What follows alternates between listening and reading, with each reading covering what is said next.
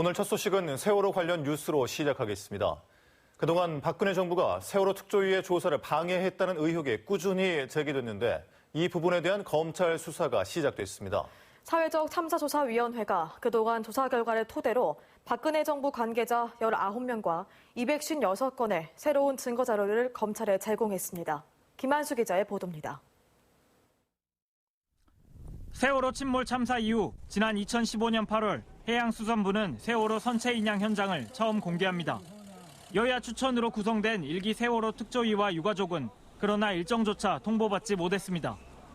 해수부가 도대체 우리한테 자기네들이 뭘 어떻게 할 건지를 얘기를 안 해주니까 거기 현장에는 접근도 못하고 돌아왔다.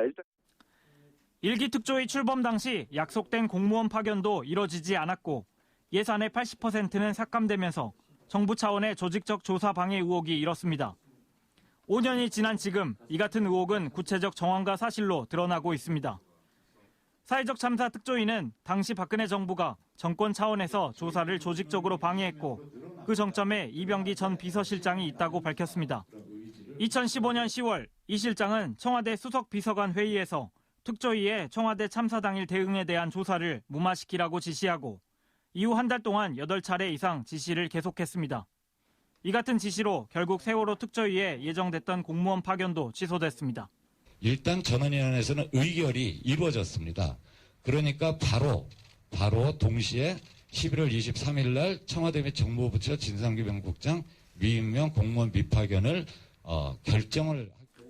이런저런 이유를 들어 채워지지 못한 특조위 공무원 정원은 17명.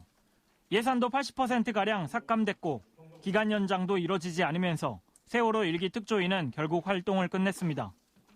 피해 가족들, 수많은 국민들의 열망이 모여서 어렵게 만들어진 진상규명 기구였습니다.